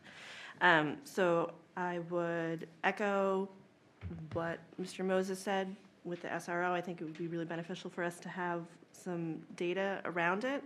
I know that we've got folks that are very much for it. We have folks that are very much against it. You know, having the data is helpful. At the end of the day, for me, if we're looking for places that we have to cut the fat, and I appreciate everything that Ms. Pooler is putting forward with the carry forward, having been on the Finance Committee multiple years, having that is really important. You lose that, and it's going to put us in a really tight spot. To echo what Mr. Sargent said, our facilities are desperately in need of improvements. You know, people were very upset when rumors went out that we were proposing some huge bond, which is not happening. But the reality is, you know, people were upset. You know, the buzz on social media was, well, why aren't we keeping the buildings up to date? Why is there all this deferred maintenance? We should be taking care of what we have. We would love to, but that expense is huge. And that is not, you know, we're doing the best we can, but that is not in this budget. So for people who are looking for take care of the buildings, take care of what we've got, that's not in here because we cannot ask the taxpayers to do that with all these other things. So when it comes to where do we have to make the cuts, I mean, I don't want to see us cut things for buildings. I don't want to see us reduce staff if we don't have to. But if we have to spend the money, for me personally, I would want it to be spent on what we get the best educational outcomes on. So if that means no SRO, if that means we have to, you know, reduce the EI project, if it means we have to do less with facilities, I mean, and some of that's already been factored in here. So, you know, if we have to cut it, I think it should be everywhere that isn't directly related to education. Yeah, I don't know that I have a whole lot more input about that, but I appreciate everything that's gone in, the Facilities Committee, the BAC, our business office, our superintendent. I know that you guys are doing the best you can with what we've got, but, you know, you know, we don't know what's coming from federal reimbursement. I worry about the nutrition program. I worry about us all of a sudden having a huge expense. You know, do we pull that back for the kids? I know, you know, my kids certainly enjoy, they love the food. The food's great. I'm always talking about how great the food is. You know, I personally, we don't need it, but I love that the stigma is reduced, but I worry about that, you know, program continuing. And if we have to pay for it, you know, maybe that has to get pulled back. So I know you're exploring all the options, but for my input from the board, as you guys look forward, whatever's going to have the most impact on the education is where we should be focusing our dollars. And if we have to trim the fat elsewhere, yes, some of these other projects might have to sit by the wayside and just let the community know that that means it's more deferred expenses.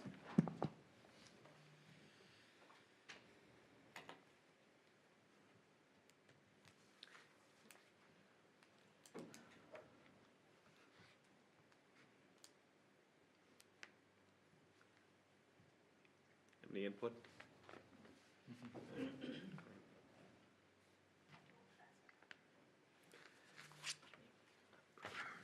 So, I have a few thoughts. Glad there lots of people went before me because I agree with much of what people have been saying. It strikes me that in 2019, the district budget was $49 million. It was fewer than 10 years ago, and now we're looking at an almost $70 million school budget. So I'm trying to slow things down a little bit, I think. I agree with some of the calls Dr. Welch, Sergeant Moses alluded to, attrition. Looking at some neighboring school districts in these counties, York and Cumberland County, you have to do reductions in force by almost 20 people. I don't want to see the district in that position next year or at any time. So I agree that we need to be responsible considering our enrollment figures. Cautious collective bargaining moving forward in light of this new fiscal climate and energy efficiency, taking up a huge part of our budget. Those costs are going way up.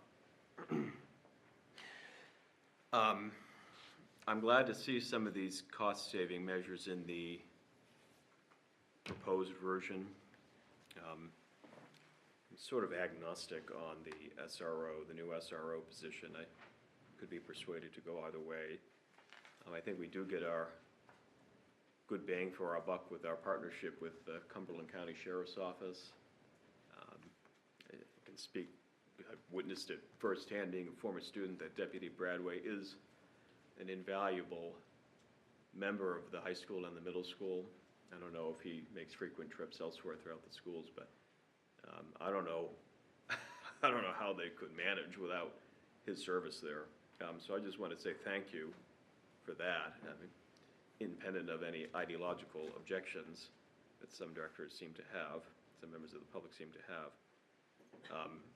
I think it's a really good service. But I mean, it does come at a cost. $93,000 is not a small number. It's great that we're working with Buxton to try to lower that cost.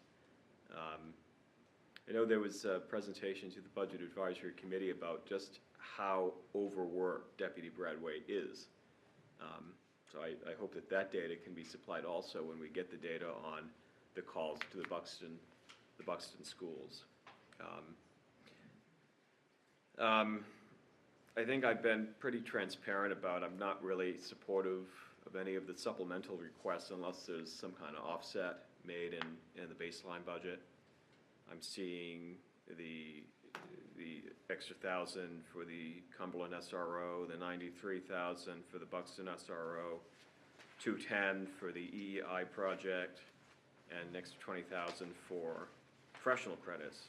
I think those are all worthwhile investments, but I'm not seeing the proposed cutting measures come close to even covering half the cost of those new initiatives. So I think we've got to do some more work, and I'm hopeful that the Finance Committee, and I know firsthand the Finance Committee is conducting its due diligence and trying to find some more efficiencies in the budget. So, I mean, it just again, I want to preface again what I said at the beginning. The year after I graduated high school, budget was $49 million. And I've been on the board now 8 or 9 years, and it's grown by 20 million, almost 20 million. We can't continue going down this road. District can't afford it. This district has been extremely generous in supporting public education. And it's come at a high price for a lot of people in this community. So I'm looking forward to seeing what we can come up with.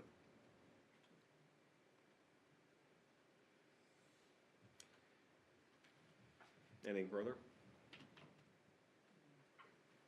Dr. Moses? Yes, Mr. Chairman, would you define extremely generous for me, please? I think it's evident that this community supports public education, both in time, talent, and treasure. So you were referring to the support of the community over the years? Oh, yes, Okay. absolutely. Yeah, thank you.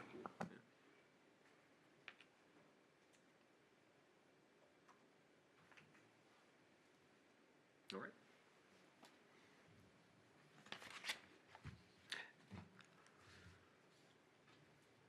Chair will direct members' attentions to item 14.1, resolutions first reading. Resolution 35, amending policy AC, non-discrimination and equal opportunity and affirmative action. Resolution 36, amending policy ACAA, harassment and sexual harassment of students. Is there any objection to waiving the reading?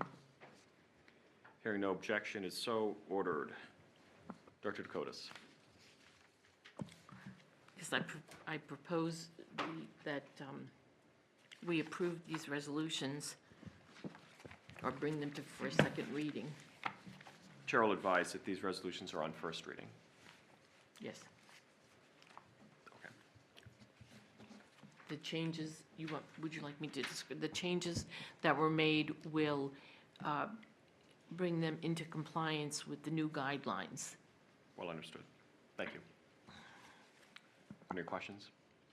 Dr. Heath. I have a question. So one I think is correct.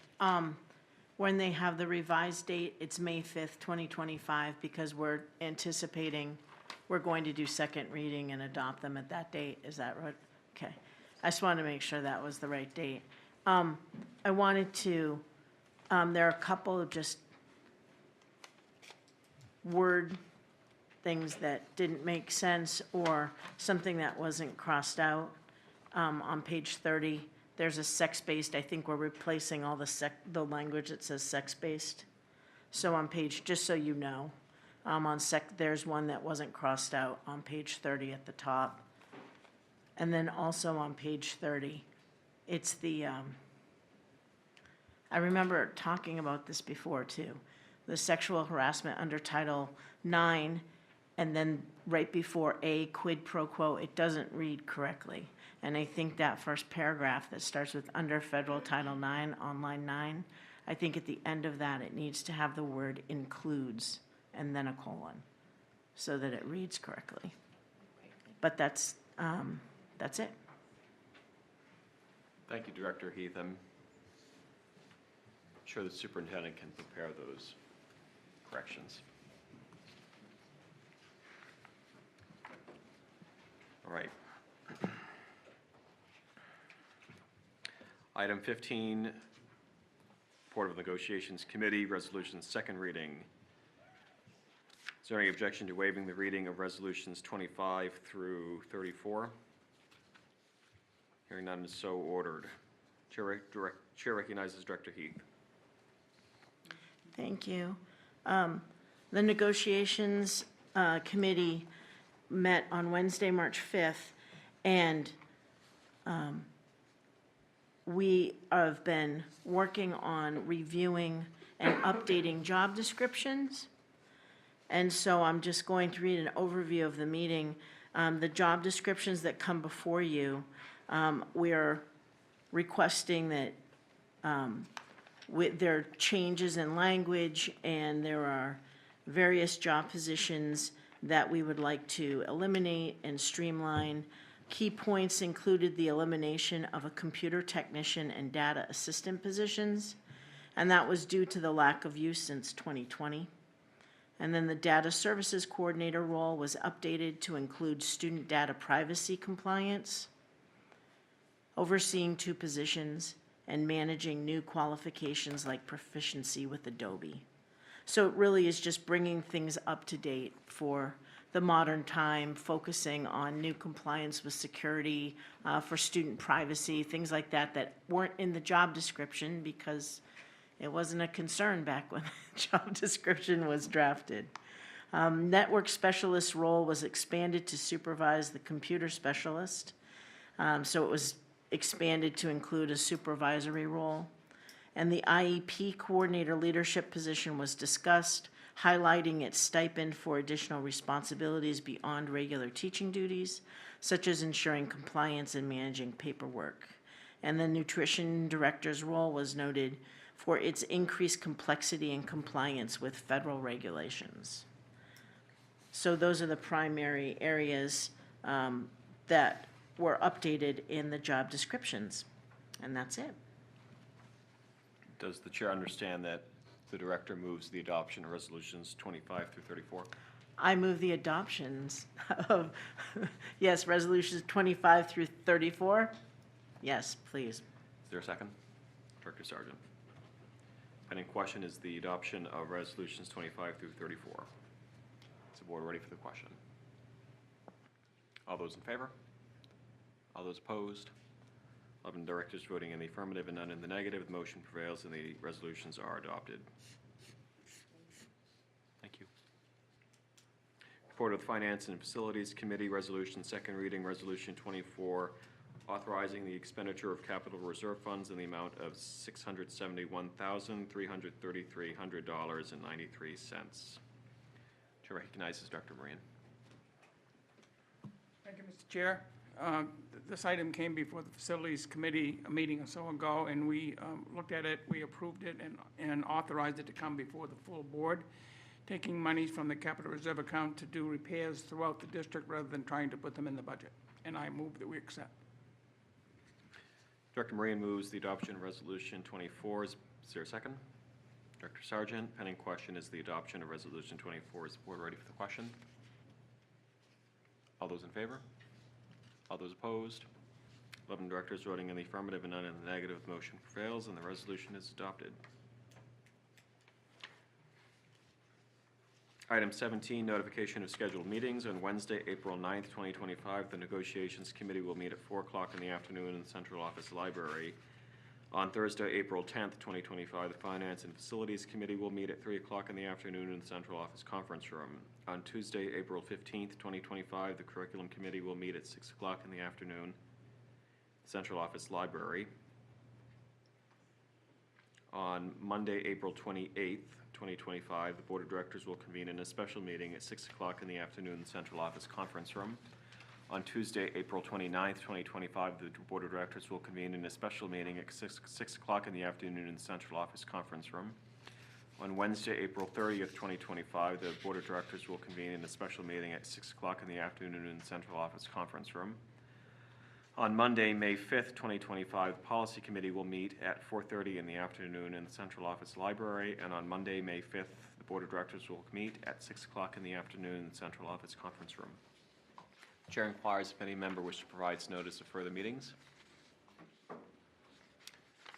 Director Walsh. I move that we adjourn. Director Walsh moves to adjourn. Is there a second? Director Dakotas, pending question is adjournment. Is the board ready for the question? All those in favor? All those opposed? 11 directors voting in the affirmative and none in the negative. The board stands adjourned until Monday, April 28th, 2025 at 6 o'clock in the afternoon.